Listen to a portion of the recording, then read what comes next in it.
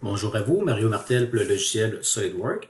Dans cette nouvelle capsule, nous allons voir comment créer des assemblages. Donc, on va voir les principes de base pour arriver à mettre des contraintes entre les différents composants pour qu'on puisse faire bouger les éléments qu'on veut que ça bouge à l'écran. Alors, je vais fermer cet assemblage-ci et nous allons le recommencer. Alors, à partir de la fenêtre de base de SolidWorks, je vais aller partir un nouveau type de fichier, toujours en mode avancé avec nos fichiers modèles du département de TGM. Vous allez remarquer qu'il y a deux fichiers modèles pour les assemblages, un en métrique, un en pouces. Je vais partir avec celui en pouces. Il est à noter que c'est peut-être moins dommageable de partir avec un mauvais système d'unité, beaucoup moins dommageable que ce ne l'était que pour modéliser les pièces, parce qu'on va pouvoir l'adapter sans problème par la suite. Alors, quand que je fais nouveau assemblage, il va vouloir me suggérer un dossier de recherche pour aller chercher les différents composants si j'allais dans le dossier ici de la machine anti-stress qu'on a vu. Alors, j'ai différents composants que je pourrais peut-être aller modifier l'affichage ici pour les avoir en icône moyenne. Donc là, je vois un petit peu mieux quel fichier correspond aux différents noms. Alors, ma première pièce ici, qui est la base principale, où est-ce que tout va se promener, je vais sélectionner ce premier composant-là à insérer. C'est important d'isoler le premier composant à insérer.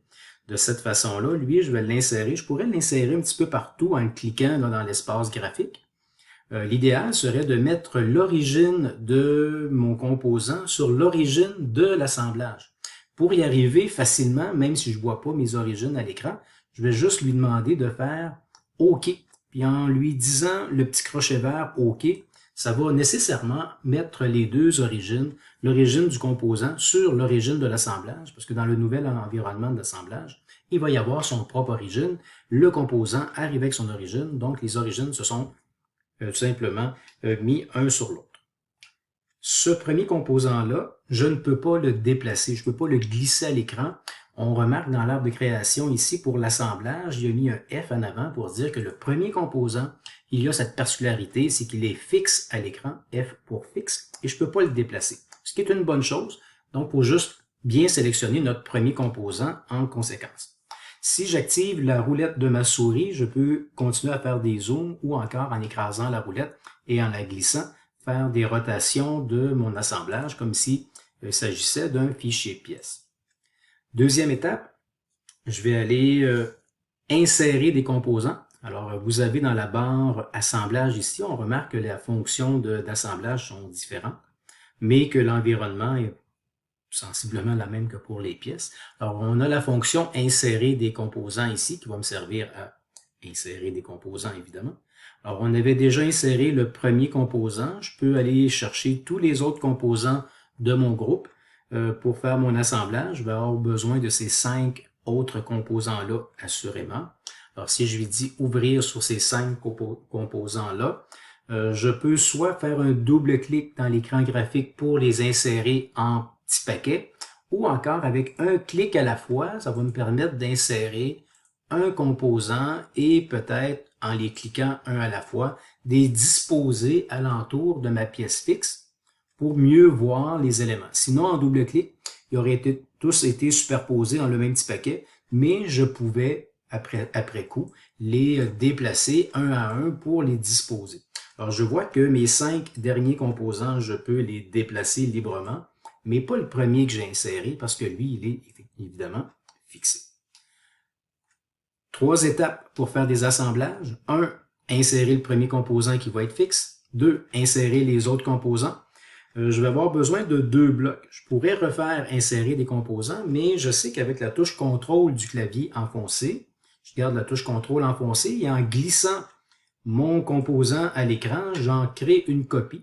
Et dans mon arbre de création, ben, le composant 003 en a une deuxième copie. Alors, je vois mes 7 composants dans l'arbre de création. Je vais avoir besoin de 2 petites vis également. Alors, avec contrôle enfoncé, la petite vis qui est ici, j'en crée une copie que j'aurais pu faire et insérer également. Et je m'assure d'avoir, dans ma deuxième étape, l'ensemble des composants que je vais avoir besoin dans mon assemblage. J'ai tout ce qu'il me faut. La troisième et dernière étape, ben, c'est de jouer au Lego avec les différents composants. Alors, je vais prendre mes coulisseaux qui sont ici, je vais les mettre à l'intérieur des rainures et c'est moi qui va contrôler les mouvements possibles que mes pièces vont pouvoir faire. Moi, j'aimerais que mon coulisseau puisse coulisser à l'intérieur de la rainure. Alors, je vais placer ma fonction contrainte, donc contrainte qui est pour placer des localisations principalement avec des surfaces de mes pièces. Alors, je vais cliquer sur le bouton contrainte. Pour sélectionner des contraintes, je vais faire pivoter peut-être le tout pour venir sélectionner la surface du dessous d'un premier coulisseau. Et cette première surface-là, je vais la mettre dans la surface au fond de mes rainures ici. Alors, ce qu'il va faire, il va venir mettre les deux surfaces en relation. Et parmi les contraintes standards qu'il peut faire, il va les placer coïncidentes. Alors, dans ce cas ici, deux surfaces planes coïncidentes, ce sont deux surfaces qui vont arriver une vis-à-vis l'autre, pas nécessairement par-dessus. Le composant aurait pu être à côté complètement de ma pièce, mais ça aurait donné également le même résultat. Donc, je vais recommencer simplement l'opération ici, contrainte. Entre ces deux surfaces-là, il va venir les placer en coïncidence. Ça aurait pu être parallèle, perpendiculaire, blocage, etc. On va en traiter quelques-unes là-dedans dans la présente démonstration. Vous avez en tout temps également l'enlignement des contraintes et un menu contextuel qui vient alentour de mes contraintes. Alors, ce qu'on voit dans le menu contextuel ici, ce sont exactement les mêmes contraintes qui sont listées à gauche de mon écran. Sauf que c'est plus rapide peut-être de se déplacer ici lorsqu'on connaît les icônes. Alors, coïncident, je vais faire crochet vert ici pour l'accepter, mais c'est le même crochet vert que j'aurai complètement à gauche de l'écran. Alors, ce bloc-là peut maintenant se déplacer, pas nécessairement dans le bloc, mais les deux surfaces, les deux premières surfaces sélectionnées sont toujours coïncidentes. Alors, si j'allais placer une deuxième contrainte entre un côté oblique de mon bloc et un côté oblique de ma rainure, ça va aussi placer les deux surfaces planes en coïncidence. C'est ce qui arrive pour la plupart des surfaces planes. Alors, je l'accepte et avec ces deux contraintes-là, mon bloc n'a pas d'autre choix que de conserver l'alignement avec les deux surfaces au fond et sur ma surface oblique. Donc, il lui reste juste comme possibilité de mouvement, un mouvement rectiligne dans ma rainure. Et je fais la même chose pour le deuxième bloc. Surface du dessous avec la surface au fond. J'accepte. Surface de côté de mon bloc avec la surface dans l'autre rainure de côté pour le localiser. Et mon deuxième bloc est maintenant pris également à l'intérieur du déplacement linéaire de la rainure. C'est excellent, c'est ce que je veux. Après ça, je vais aller déplacer peut-être le bras ici. Je vais prendre la surface qui est en dessous du bras pour venir l'appuyer sur le dessus de un des coulisseaux.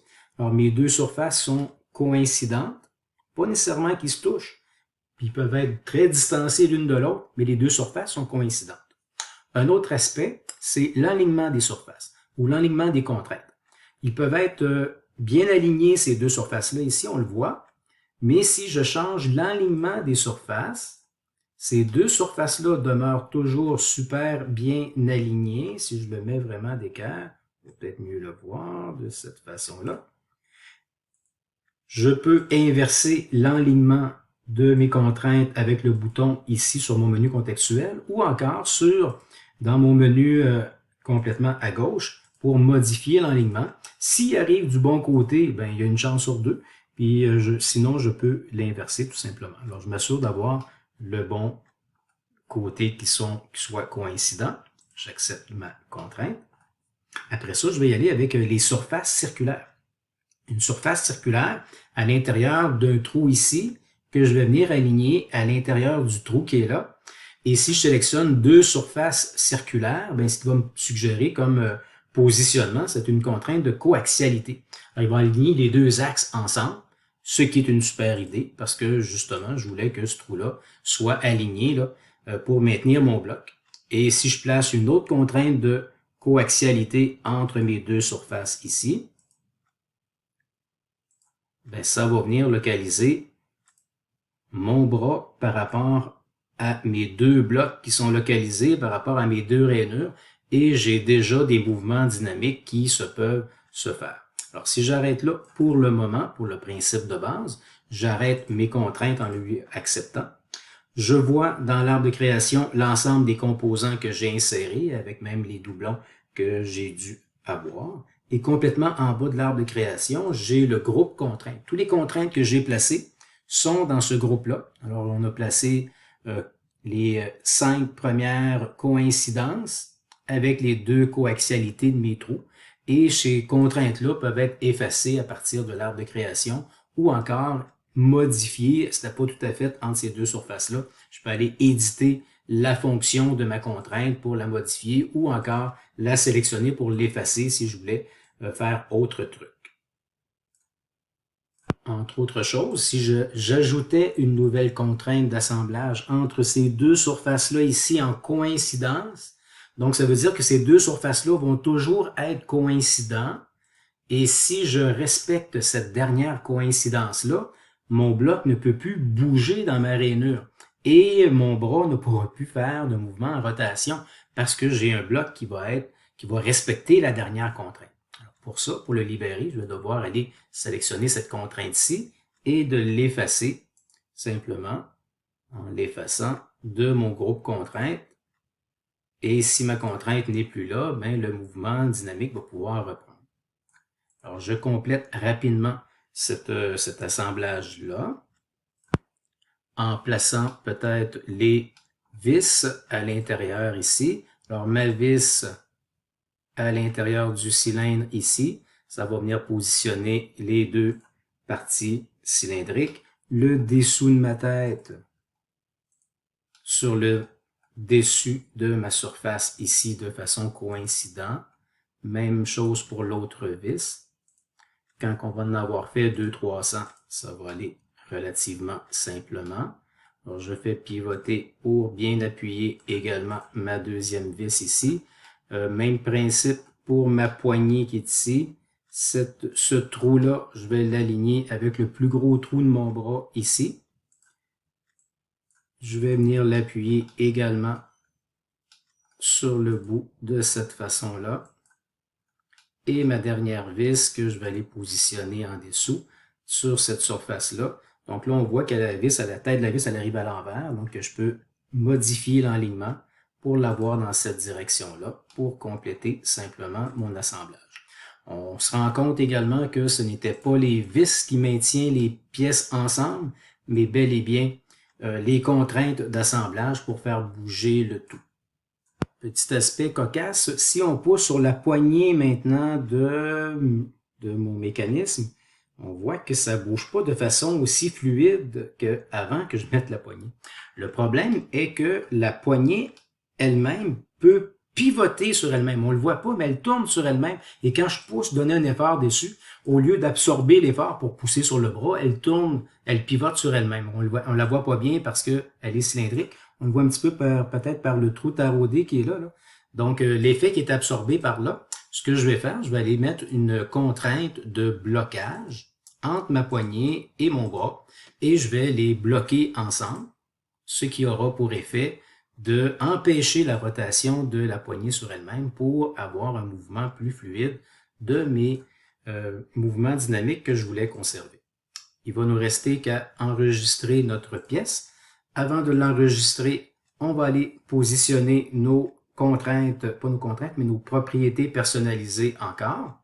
Donc, c'est important que l'assemblage ait aussi ses propriétés personnalisées pour que quand on va faire la mise en plan, qu'on puisse avoir également les différentes cartouches, les différentes cases du cartouche complétées. Alors, on complète les données de la propriété personnalisée.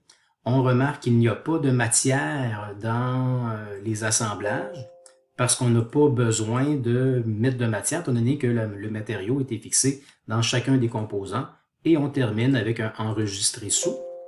Il va enregistrer notre pièce en format SLD ASM. Donc, vous peut-être mieux lui donner le bon nom de mon assemblage. Donc, on va lui dire AT001, comme le numéro de dessin peut-être en majuscule. Et ça va créer un fichier d'assemblage qui est dépendant de